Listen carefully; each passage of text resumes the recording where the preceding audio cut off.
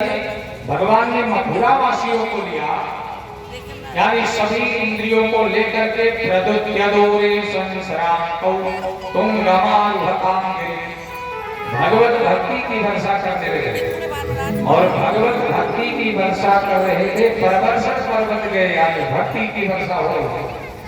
परवर्षण पर्वत में जरासंध ने आग लगा दिया, और जरासंध ने आग लगाया तो भगवान ने मथुरा वासियों को लिया, समुद्र में छलांग लगाया, द्वारिका नाम की नगरी बसा दिया। बोलिए द्वारिकाधीश भगवान की जय हो।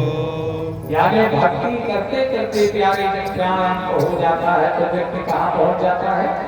द्वारिका, उद्धार हो जाता है। जैसे द्वारिका का प्रश्न आया, वैसे राजर्षि परीक्षित ने सुखदेव जी महाराज जी से प्रश्न कर लिया, भगवान ये बताइए, मैंने सुना था इसी द्वारिका में भगवान का माता रुक्मिणी के साथ में प्राण संस्कार संपन्न हुआ था, तो माता जी का विवाह भगवान के साथ में कैसे हुआ, ये सब बताने की आप अनुग्रह कीजिए। सुखदेव जी कहते राजन,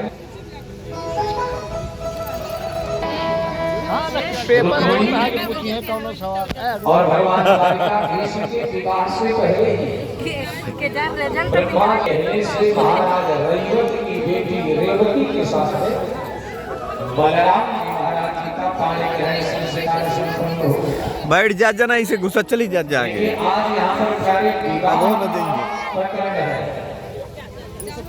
याद रखिए, विवाह हमारे जीवन का एक संस्कार है। 16 संस्कारों में से विवाह संस्कार हमारे जीवन का महत्वपूर्ण संस्कार है। तो आजकल सारे संस्कार को व्यक्ति लगभग भूल चुका है, लेकिन विवाह संस्कार और मृत्यु संस्कार ये सब लोग विचार करते हैं। तो विवाह संस्कार में भी देखिए, विवाह भली प्रकार से हो, मुहूर्त का ध्यान रखते हुए यदि विवाह संपन्न कराया जाता है तो हमारे वेद मंत्रों में वो सामर्थ्य है कि एक दूसरे को एक के प्रति समर्पण कर देते हैं, और एक साथ में रहने मंत्रों की वो सामर्थ्य, एक साथ में रह करके अपने जीवन को यापन करते हैं। इसलिए देखिए, हमारे वहां पहले विवाह निश्चित जब हुआ करता था, उसके पहले गुण मिलाए जाते, गण मिलाए जाते, मैत्री मिलाई जाती, नारी देखा जाता, ग्रह मैत्री देखी जाती, सारे करके तब विवाह क्रिया को किया जाता था। और घर वाले का पहले लोग बैठ करके आसन लगा करके बढ़िया से पवित्रता के साथ भोजन किया करते थे। अब जिस विवाह में, जिस फंक्शन में खड़े होकर के भोजन नहीं किया, अरे वारों किसी काम की व्यवस्था नहीं किया। हमारे वहाँ विधान है, जो 4 पैर वाले हैं वो खड़े होकर के भोजन करें, और जो 2 पैर वाले हैं वही बैठ करें। लेकिन आज के 4 पैर वाले, 2 पैर वाले सब खड़े होकर खाए। अन्न का दोष, भोजन का दोष मन में आकर के समाहित हो जाता है। सबसे बड़ी विडंबना हम जैसे लोगों के लिए, आप जैसे पवित्र आत्माओं के लिए भी हो चुकी है। किसी के वहां ना जाओ तो मारा जाएगा। अगर पहुंच गए, भोजन नहीं किया, तो जो लोग तो समझदार हैं वो भाई हमको जहां तक समझ रहे हैं, हमें लोग विवश करते ही नहीं कि आप भोजन कर लेते। अगर समय मिला, पहली बात तो समय नहीं मिल पाता कि हमारे सतीश भैया जी ने कि मुझे उन्नत बैठे, इनकी भैया की शादी बहुत खूब कहा, महाराज जी नहीं भैया आप जरूर आना, जरूर आना। नहीं पहुंचे भाई, आगे पीछे पहुंचे, लेकिन ये जानते हैं कि हम खाएंगे नहीं कुछ, इसलिए ये हमको विवश भी नहीं कर सकते, और करते भी।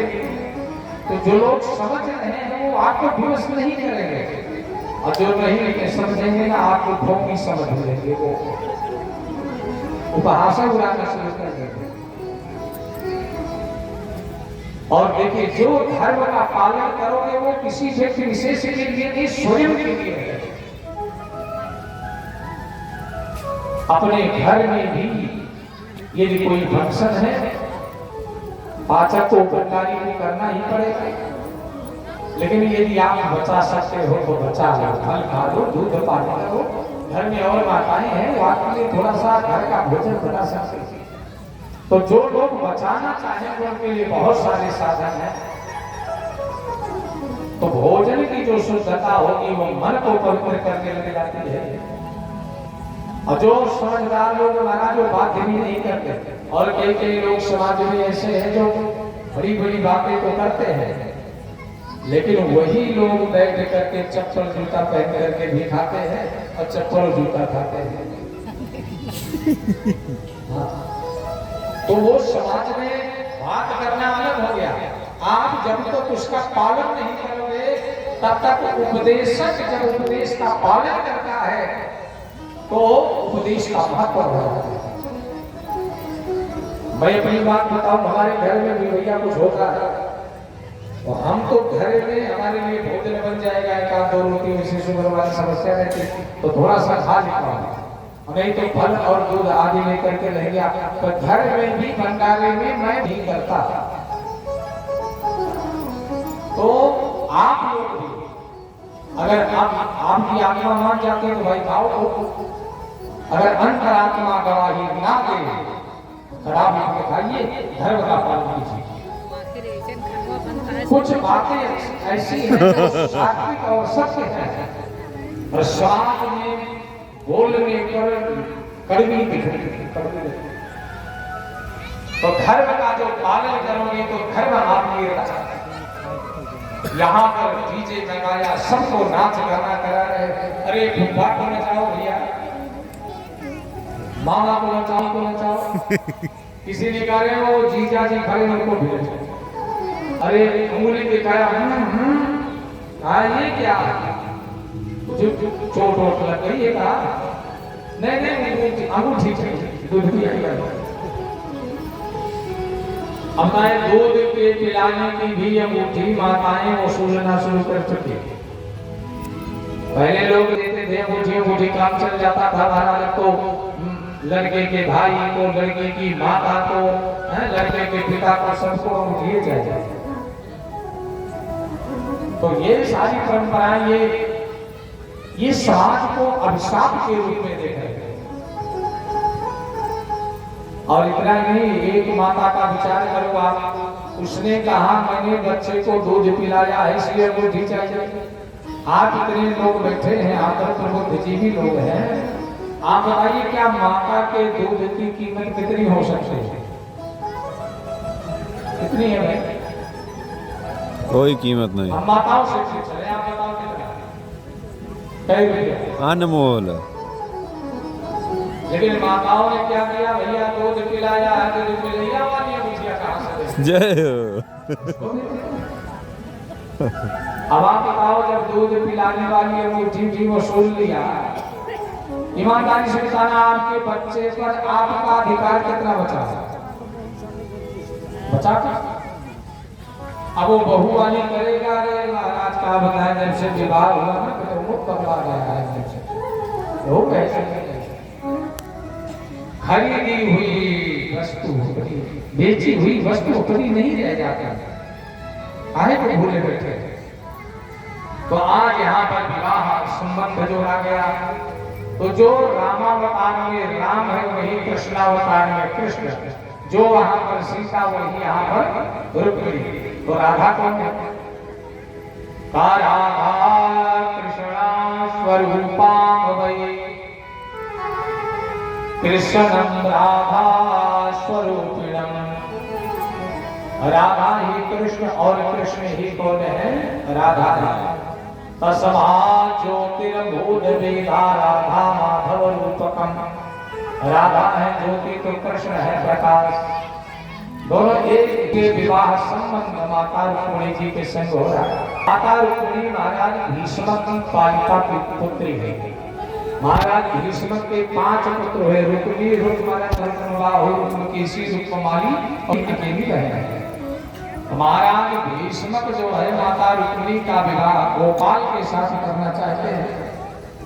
और रुक्मिणी का जो बड़ा भाई है रुक्मी, जिसका नाम ये कहता अपनी बहन का विवाह मैं शिशुपाल के यानी गंगघोष के पुत्र के साथ करूंगा। और जब ये सूचना माता रुक्मिणी को मिली है कि हमारा विवाह तो शिशुपाल के साथ में होने जा रहा है, तो माता रुक्मिणी तो बचपन में ही भगवान को पति स्वीकार कर लिया था।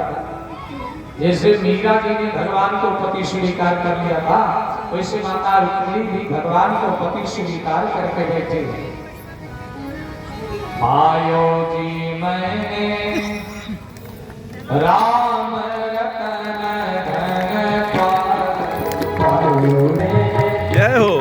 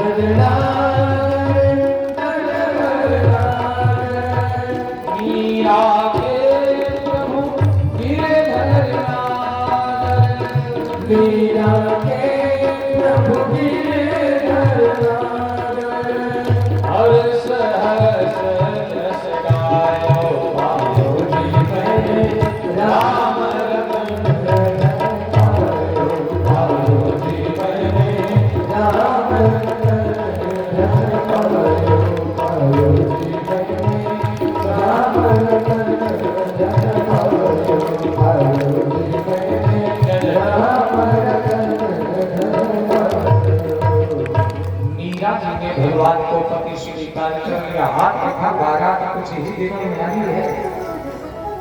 मीरा माता रुक्मिणी जी ने एक सुयज्ञ नाम के ब्राह्मण को देखा, बुलाया, 7 श्लोकों का पत्र लिखा। भगवान के वहां जाने के लिए 7 सीढ़ियां, भगवान के वहां जाने के लिए सप्ताह के 7 दिन और विवाह का 7 जन्म का बंधन, विवाह की सप्तपदी, इसलिए 7 श्लोक का पत्र भेज दिया। ब्राह्मण को दिया, लेकर के ब्राह्मण द्वारिका पहुंचे। द्वारिका में रोक टोक नहीं है किसी की, ब्राह्मण और संत जा सकते हैं। ब्राह्मण का सत्कार भगवान ने किया, आने का कारण पूछा तो ब्राह्मण ने पत्र दे दिया। इत्येते गुह्य संदेशा यद्देव मया हृता ये आपका गुप्त मैसेज है, गुप्त पत्र है, आप इसको पढ़ लीजिए। भगवान ने मुस्कुराए कहा ब्राह्मण देवताओं, ये बताओ हमारा गुप्त आज तक कुछ आपसे बचा है? जो ना वो आप जैसे ब्राह्मण जानते हो, तो आप ही इस पत्र को पढ़ो। और भगवान ये भी चाहते भाई विवाह का पत्र है लगन करने का, तो ब्राह्मण के मुख से ही मंगलाचरण हो तो ज्यादा महंगा होगा। तो ब्राह्मण ने पत्र आरंभ किया। प्रथम श्लोक में लिखा है, श्रुत्वा गुणान् भुवनर शृण्वतान्ते निर्दिश्य कर्णविवरैर्हरतोऽङ्गतापम्